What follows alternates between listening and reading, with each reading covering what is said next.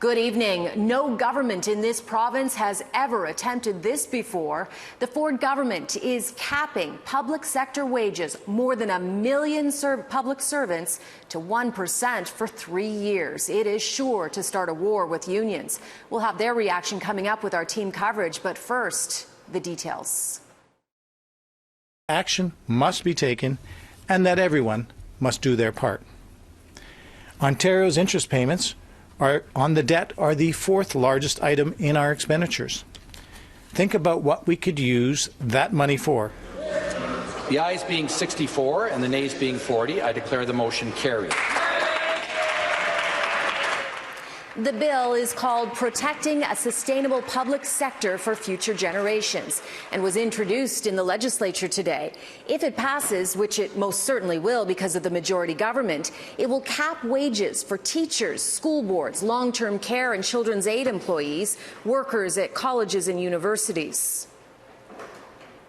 Can you say how much money you think this is going to save the province?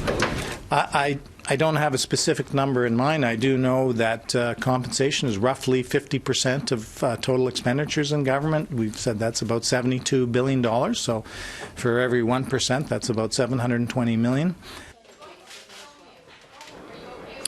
Treasury President Peter Bethlenfalvy stressed there will be no wage freeze rollback or job cuts, but warned if the government didn't take these steps, there could be thousands of job losses.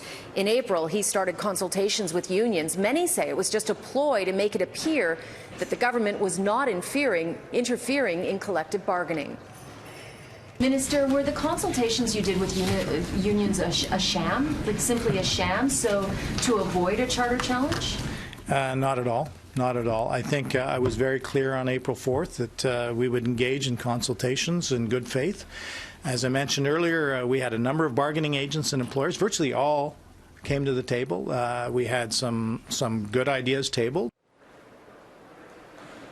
Now, this is only impacting future contracts. Current contracts will not be reopened. And a key question is, can unions challenge this on constitutional grounds? Well, as I said, this has never happened in Ontario before. But the federal government under Stephen Harper did do something similar in 2009. It was challenged in the courts, but the courts upheld the government's decision.